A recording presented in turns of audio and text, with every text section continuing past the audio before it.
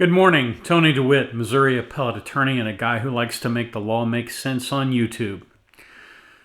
Today we're going to talk about magical thinking and, frankly, denial of obvious reality. I'll have more on that in just a moment.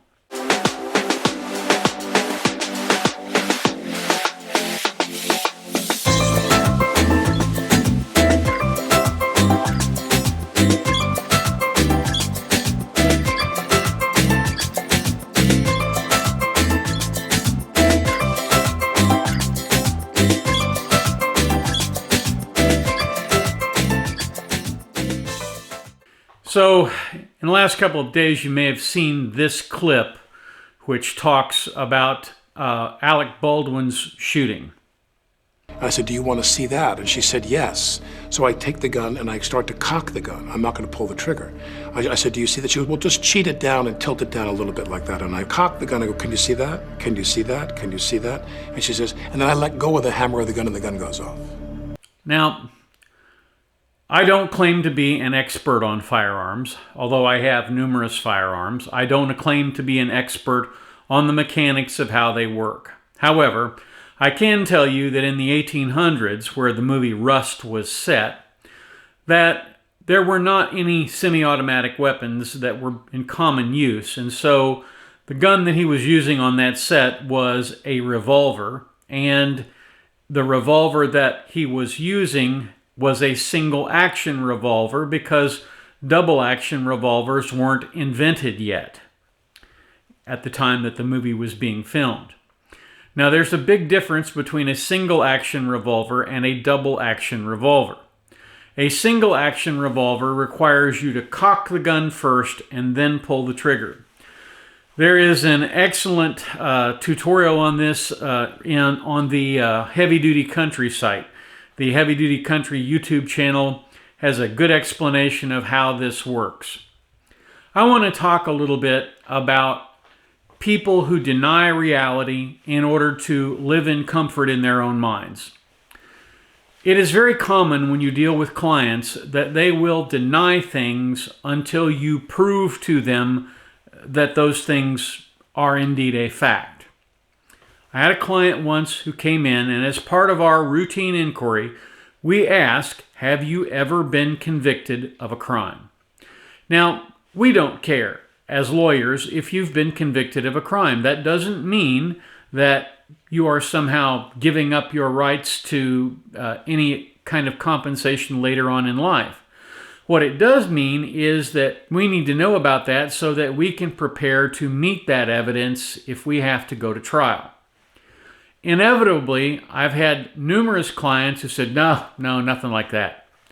Only to find out later that they were busted for drugs while they were in college, or they had a felony DUI, or they had multiple DUIs, and the client would say something, "Well, I didn't think traffic offenses counted." Well, when you commit a felony DUI, that is a felony, and it counts.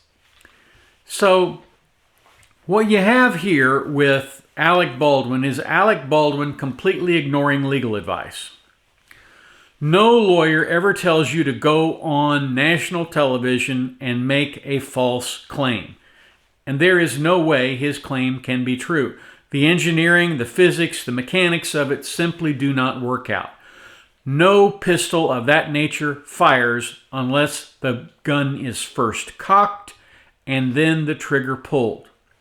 One of the reasons that you see in movies like Unforgiven, where Clint Eastwood is fanning the hammer on his revolver, one of the reasons you see them doing that is because the hammer had to be cocked every time to fire. And one way to fire rapidly was to slap the hammer back and pull that hammer back so that it would fire the pistol. So you have to cock it. And there is, if you say, "I didn't pull the trigger," then you also have to say, "Well, and I never cocked it either." And so, what? Some mythical Martian force, a tractor beam from outer space, set off your pistol? Don't make me laugh. More importantly, don't make your lawyer cringe, Because I guarantee you, when this was going on, the lawyer for Alec Baldwin was going, "Oh, I can't believe he just said that." Trust me, that's what happened.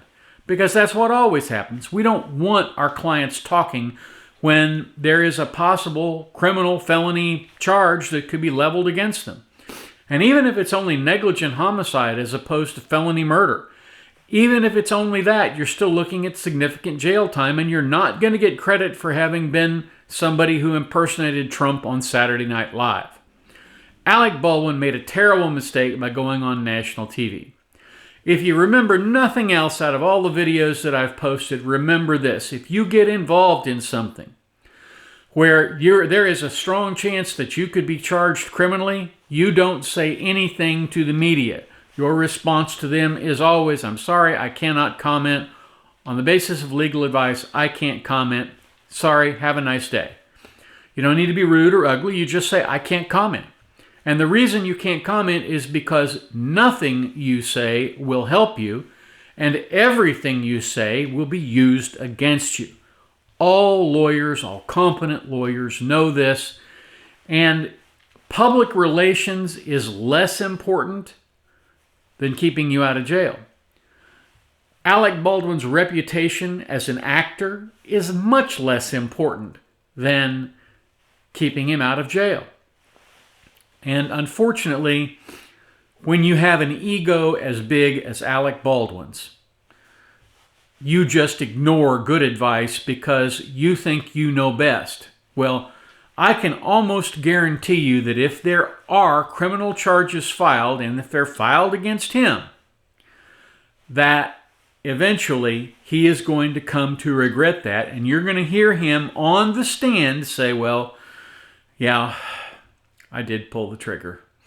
Yeah, I did cock the gun. Yeah, I did pull the trigger." That's what he's going to say. Now, he might say, "I didn't expect there to be a round in there," and that might be rational. But again, it's fairly easy to check whether or not you have a round in the chamber. And the fact that he didn't indicates culpable negligence, particularly when you're dealing with a firearm, and particularly when you're pointing that firearm in the direction of people. So, I hope that sort of explains it. I'm really, really disappointed in Mr. Baldwin in terms of what he's done, both in shooting this poor lady and then coming on television and just flat out lying about it. Because, again, the mechanics of it do not work out. The gun has to be cocked. It doesn't just go off. Guns don't just go off. It's like SUVs don't drive through crowds. Guns just don't go off. So, hopefully you found this interesting or helpful or informative. If you haven't already, please go over here and subscribe to our channel so you can be notified anytime we release a video here. And I'd really appreciate a thumbs up, and maybe if you'd leave a comment or two down below, that would help tell YouTube that this is useful content for other people. Thank you so much for watching, and have a terrific day.